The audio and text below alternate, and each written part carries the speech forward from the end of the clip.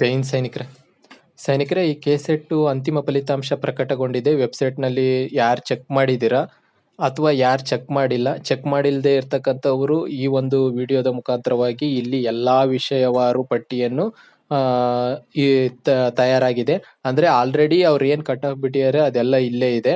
ಈಗ ಆಲ್ರೆಡಿ ನೋಡಿರ್ತಕ್ಕಂಥವ್ರು ಅವ್ರದ್ದು ಕೆಸೆಟ್ಟು ಕ್ವಾಲಿಫೈಡ್ ಆಗಿತ್ತು ಅಂತಂದ್ರೆ ಅವರಿಗೆ ಕಂಗ್ರ್ಯಾಚುಲೇಷನ್. ಇನ್ನು ಈಗ ಯಾರು ನೋಡಿಲ್ಲ ಅನ್ನುವಂಥವ್ರು ಈ ಒಂದು ವಿಡಿಯೋದ ಮುಖಾಂತರವಾಗಿ ನೋಡ್ಕೊಳ್ಳಿ. ಮತ್ತೆ ಈಗ ನಿಮ್ದು ಏನು ಫಲಿತಾಂಶ ಬಂದಿದೆ, ಯಾರೆಲ್ಲ ಕ್ವಾಲಿಫೈಡ್ ಆಗಿದ್ದೀರಾ ಅವರಿಗೆ ನೆಕ್ಸ್ಟು ಡಾಕ್ಯುಮೆಂಟ್ ವೆರಿಫಿಕೇಶನ್ ಇರುತ್ತೆ. ಆ ಡಾಕ್ಯುಮೆಂಟ್ ವೆರಿಫಿಕೇಶನ್ಗೆ ಏನೇನೆಲ್ಲ ಬೇಕು ಅನ್ನುವಂಥದ್ದು ನೀವು ಆಲ್ರೆಡಿ ತಿಳ್ಕೊಂಡಿರ್ತೀರ.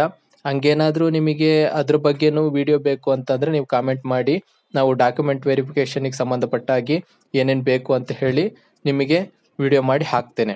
ಇಲ್ಲ ನನಗೆ ಆಲ್ರೆಡಿ ಗೊತ್ತು ಅಂತ ಇದ್ರೆ ಏನು ತೊಂದರೆ ಏನಿಲ್ಲ, ನಿಮ್ಮ ಕಾಮೆಂಟ್ಗಳ ಮುಖಾಂತರವಾಗಿ ನಾವು ವಿಡಿಯೋ ಮಾಡಬೇಕು ಬೇಡ ಅನ್ನುವುದನ್ನ ನಿರ್ಧಾರ ಮಾಡ್ತೇವೆ.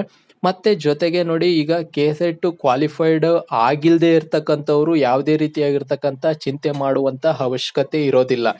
ನೆಕ್ಸ್ಟು 2025 ಇನ್ನೇನು ಮತ್ತೆ ಬಂತು, ಈ ಒಂದು ಸಂದರ್ಭದಲ್ಲಿ ನಿಮ್ಗೆ ಏನ್ ಮಾಡ್ತಾರೆ ಅಂತಂದ್ರೆ ಮತ್ತೆ ಕೆಸೆಟ್ ಕಾಲ್ ಮಾಡ್ತಾರೆ. ಅಂತ ಸಮಯದಲ್ಲಿ ನೀವು ಈಗ ಮಾಡಿರ್ತಕ್ಕಂತಹ ತಪ್ಪುಗಳನ್ನು ತಿದ್ಕೊಳ್ರಿ. ನೆಕ್ಸ್ಟು ನೀವು ಯಾವ ಥರ ನಾನು ಎಕ್ಸಾಮನ್ನ ಅಟೆಂಡ್ ಮಾಡಬೇಕು, ಯಾವ ಥರ 2 ಪೇಪರ್ಗೆ ಟೈಮ್ ಮ್ಯಾನೇಜ್ ಮಾಡಬೇಕು, ಯಾವ ಥರ ನಾನು ಫಸ್ಟ್ ಪೇಪರು ಸೆಕೆಂಡ್ ಪೇಪರ್ ಎರಡಕ್ಕೂ ಸರಿಯಾದ ಸಮಾನವಾಗಿ ನಾನು ಓದಬೇಕು, ನನ್ನ ಪೇಪರ್ ಮಾತ್ರ ನಾನು ಓದ್ಕೊಂಡು ಉಳಿದದ್ದನ್ನ ಬಿಟ್ಟು ಅದರಲ್ಲಿ ಸರಿ ಮಾರ್ಕ್ಸ್ ಬಂದಿಲ್ಲ ಅಂತ ಹೇಳಿ ಚಿಂತೆ ಮಾಡುವಂಥದ್ದು ಆ ಥರ ಎಲ್ಲ ಬೇಡ.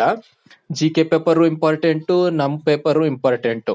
ಸ್ಪೆಸಿಫಿಕ್ ಪೇಪರ್ನು ಕರೆಕ್ಟಾಗಿ ನಿಮಗೆ ಆಲ್ರೆಡಿ ಗೊತ್ತಿರುತ್ತೆ, ಅದನ್ನ ಇನ್ನೊಂದು ಸ್ವಲ್ಪ ಎಫರ್ಟ್ ಆಗಿ ಮಾಡ್ಕೋಬಹುದು. ಈ GK ಪೇಪರ್ನಲ್ಲಿ ಇದು ಬಹಳ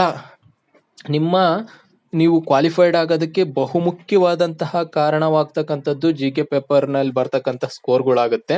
ಹಾಗಾಗಿ GK ಪೇಪರ್ನ ಸರಿಯಾಗಿ ನೋಡ್ಕೊಳ್ಳಿ, ಎಲ್ಲ ಒಂದು ಟಾಪಿಕ್ ಏನಿದಾವೆ ಎಲ್ಲವನ್ನು ಕವರ್ ಮಾಡ್ಕೊಳ್ಳಿ. ಅವಾಗ ನಿಮ್ಗೆ ಏನಾಗುತ್ತೆ ಅಂತ ಹೇಳಿದ್ರೆ ಉತ್ತಮವಾದಂಥ ಅಂಕ ಪಡಿತೀರಾ. ಈಗ ಟೀಚಿಂಗ್ ಆಪ್ಟಿಟ್ಯೂಡ್ ಆಗಿರ್ಬೋದು, ರಿಸರ್ಚ್ ಆಪ್ಟಿಟ್ಯೂಡ್ ಆಗಿರ್ಬೋದು, ಈಗ ಸಂವಹನ ಏನಿದೆ ಅದಾಗಿರ್ಬೋದು, ಎಲ್ಲಾ ರೀತಿಯಾಗಿರ್ತಕ್ಕಂಥದ್ದು, ಮತ್ತೆ ಈಗ ಪರಿಸರಕ್ಕೆ ಸಂಬಂಧಪಟ್ಟಿರ್ತಕ್ಕಂಥದ್ದಾಗಿರ್ಬೋದು, ಎಲ್ಲ ಪೂರ್ತಿ ಏನ್ ಅವ್ರು ವಿಷಯ ಕೊಟ್ಟಿದ್ದಾರೆ ಅವೆಲ್ಲಾ ವಿಷಯಗಳನ್ನು ಕರೆಕ್ಟಾಗಿ ತಿಳ್ಕೊಬೇಕು. ತಿಳ್ಕೊಂಡಂತ ಸಂದರ್ಭದಲ್ಲಿ ಅವ್ರು ಏನೇ ಕ್ವಶನ್ ಕೇಳಿದ್ರು ಏನಾಗುತ್ತೆ ಅಂತ ಹೇಳಿದ್ರೆ ನಿಮಗೆ ಉತ್ತರವನ್ನು ಸರಿಯಾಗಿ ಹಾಕಲು ಸಾಧ್ಯವಾಗುತ್ತೆ. ಮತ್ತೆ ಟೈಮು ಬಹಳ ಮುಖ್ಯ ಆಗುತ್ತೆ. ಆ ಟೈಮನ್ನ ಕರೆಕ್ಟಾಗಿ ನೀವೇನ್ ಮಾಡ್ಬೇಕು ಅಂತಂದ್ರೆ ಮ್ಯಾನೇಜ್ ಮಾಡ್ಬೇಕು. ಇದನ್ನೆಲ್ಲ ಕರೆಕ್ಟಾಗಿ ನೋಡ್ಕೊಳ್ಳಿ, ನಿಮಗೆ ಒಳ್ಳೇದಾಗ್ಲಿ. ಮತ್ತೆ ಅಸಿಸ್ಟೆಂಟ್ ಪ್ರೊಫೆಸರಿಗೆ ಕಾಲ್ ಮಾಡಿದಂಥ ಸಂದರ್ಭದಲ್ಲಿ ಅದಕ್ಕೂ ಹಾಕ್ರಿ ಆದಂಥವ್ರು. ಒಳ್ಳೇದಾಗ್ಲಿ. ಜೈ ಹಿಂದ್, ಜೈ ಭಗತ್ ಸಿಂಗ್.